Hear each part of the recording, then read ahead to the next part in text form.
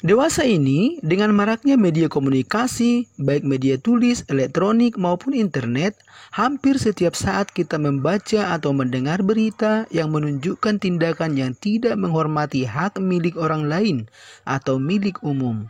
Misalnya, pencurian, perampokan, pembobolan ATM, korupsi, dan penjarahan. Membaca atau mendengar berita semacam itu, perasaan kita bermacam-macam. Ada rasa jengkel, marah, prihatin, benci, tetapi ada juga perasaan heran. Mengapa ya ada orang tega melakukan tindakan-tindakan seperti itu? Pada umumnya, perilaku tersebut dilatar belakangi oleh sikap serakah dan tidak puas diri. Sikap serakah kerap menghalalkan segala cara, bahkan tidak jarang sampai tega menghilangkan nyawa orang lain. Tapi, apapun alasannya, mengambil hak milik orang lain atau milik umum tidak dapat dibenarkan. Hal ini tidak sesuai dengan ajaran mengenai keadilan. Sikap adil adalah sikap hormat terhadap hak milik orang lain, karena adil berarti memberikan kepada orang lain sesuai dengan haknya. Sebagai makhluk sosial yang hidup bersama, tidak jarang kita terlibat dalam situasi saling membutuhkan. Kita meminjam barang milik orang lain dan sebaliknya.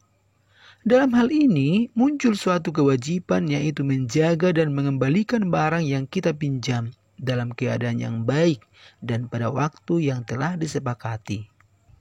Hak milik yang rusak akibat perilaku orang lain tentu membuat hubungan tidak serasi.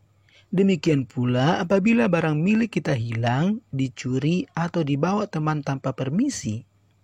Situasi semacam itulah yang hendak diatur oleh firman Allah dan aturan negara. Mencuri adalah mengambil milik orang lain tanpa izin atau dengan tidak sah, biasanya dengan sembunyi-sembunyi. Padahal barang-barang yang ada pada kita merupakan anugerah dari Tuhan. Bila kita menyalahgunakan anugerah tersebut, maka kita bersalah di hadapan. Suatu ketika, seorang nelayan keluar rumah di pagi hari untuk mencari rezeki yang halal. Dia melemparkan jaringnya dan ternyata dia tidak memperoleh apa-apa. Sementara anaknya di rumah sedang merintih kelaparan. Lalu dia berdoa dengan sepenuh hati kepada Allah. Ketika matahari hampir tenggelam, Allah memberinya rezeki seekor ikan besar.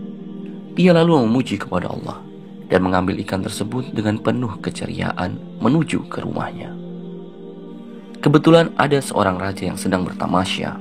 Raja pun melihat nelayan tersebut. Lalu dia dihadapkan kepada sang raja.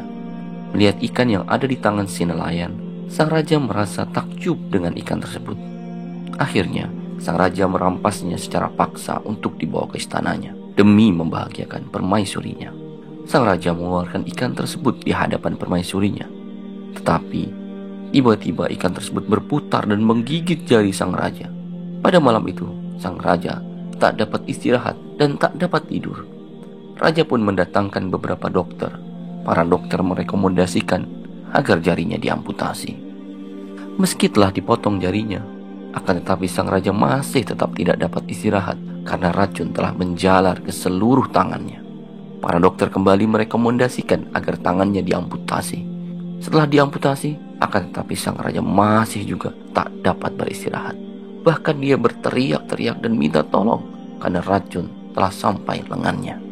Para dokter pun kembali merekomendasikan agar lengannya diamputasi. Kemudian sang raja dapat beristirahat dari rasa sakit secara fisik, tetapi jiwanya belum tenang.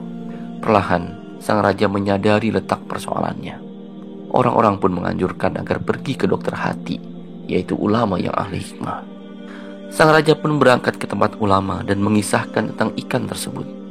Sang ulama berkata kepadanya, "Kamu tidak akan tenang kecuali jika si nelayan telah memaafkanmu." Kemudian sang raja mencari keberadaan nelayan, hingga akhirnya sang raja dapat menemukan si nelayan dan menjelaskan masalahnya kepadanya dan memintanya bersumpah agar si nelayan rela mengampuni dan memaafkannya. Si nelayan pun memaafkannya. Lalu raja bertanya kepadanya, "Sumpah apa yang kamu ucapkan untukku?"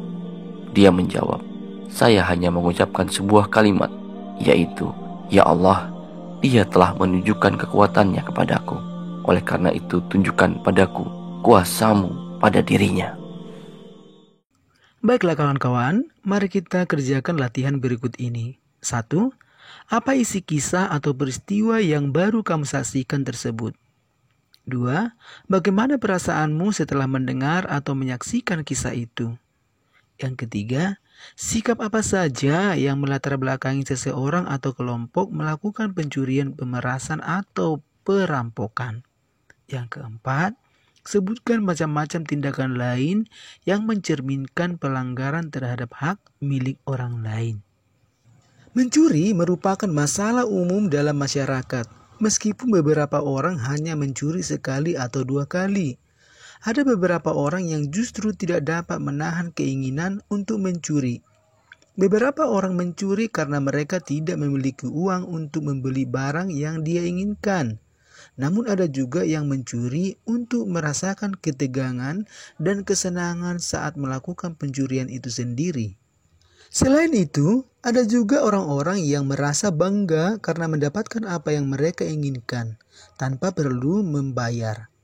Mencuri memberikan banyak sekali konsekuensi negatif, seperti penahanan atau pemberian catatan kriminal untuk pelaku pencurian tersebut.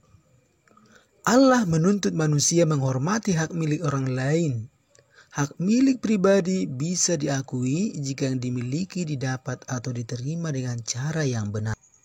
Orang bekerja, menjaga, memelihara hidup sendiri dan orang yang jadi tanggungannya, dan mengembangkan hidup. Allah menyediakan segalanya untuk mendapatkannya, maka manusia harus bekerja. Dengan bekerja secara wajar, orang mendapat harta yang jadi miliknya. Maka orang tidak boleh mencuri milik orang lain. Hormatilah barang-barang orang lain melalui praktek keadilan dan cinta kasih, keugaharian dan solidaritas. Hormat pada janji-janji yang dibuat dan yang sudah disetujui. Dan pada akhirnya kita hormat pada keutuhan ciptaan Tuhan.